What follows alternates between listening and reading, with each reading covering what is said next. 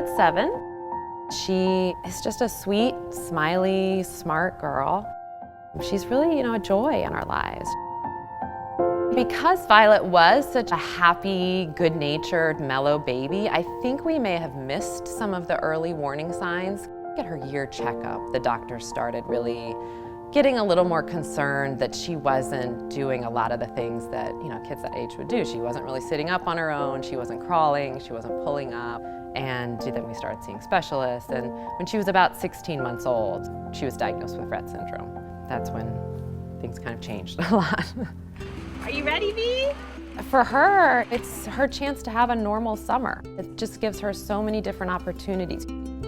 So we have campers who are typically developing as well as campers who have special needs. I worried that maybe the hands-on care with her, which is a lot, she needs help with everything, would be too much. And it really hasn't been. The counselors and the staff here, they just jump right in, but they do it with smiles on their faces. They're having fun doing it.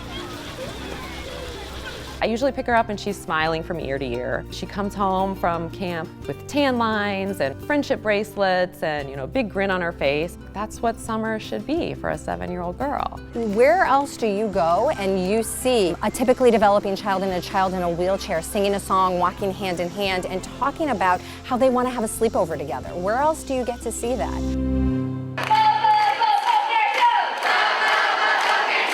All campers do everything. That's what's unique about Camp JCC. We don't come from a place of we can't, we come from a place of we can and we will.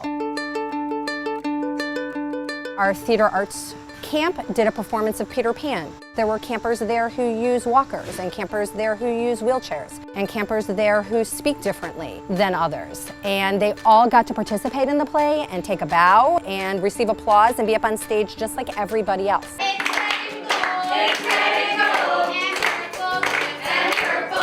It's extremely unique about Camp JCC that campers can be here from the time when they're 4 or 5 all the way through until they're 21.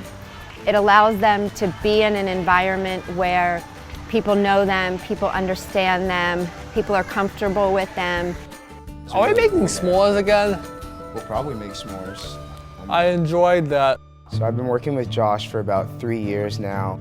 I'd honestly describe our relationship as kind of me being the big brother and him being the little brother. The same. Sometimes it can be annoying, but it does help me out with some problems. It's a tough, kind of scary concept to grasp at first. It's challenging, it's a lot of work. Honestly, it really is beneficial to you and the campers just to be able to interact with them and give them something, then they give you something in return. The basketball world! And it's also just a fun day. It's a fun day.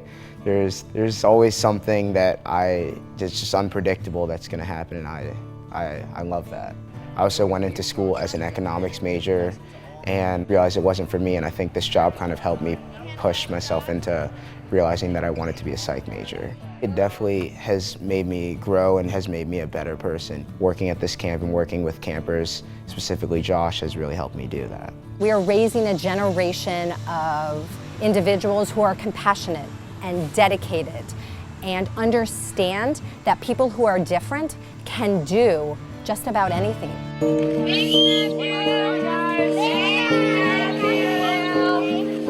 Matthew's 8 years old and he has a genetic syndrome called Prader-Willi syndrome. Most people know it because of the one symptom of having insatiable hunger.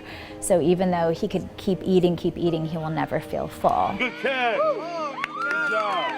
At different times of the day, that food pressure or interest in food can disrupt his behavior. Okay, rocketry, let's go outside. We've gone to other therapeutic camps before, and he got essentially kicked out of both of those.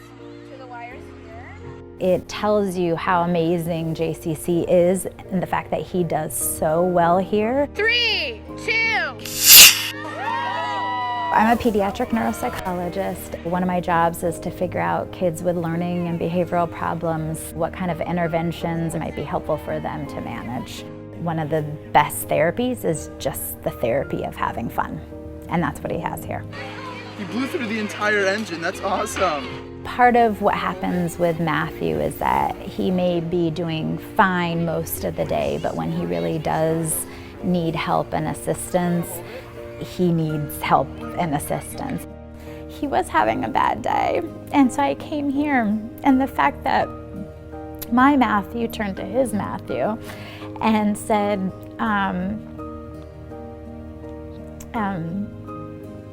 you have my back. That just means a lot to my son, to know that he's made a friend like that and that they'd bonded like that in such a short amount of time. In general, this is just a model for how life should be. I really do think JCC is a little bit of a utopia. It's part of the culture here. And that is what makes JCC so unique, is that it's just seamless in how, yeah, you look a little different, yeah, you act a little different. That's cool.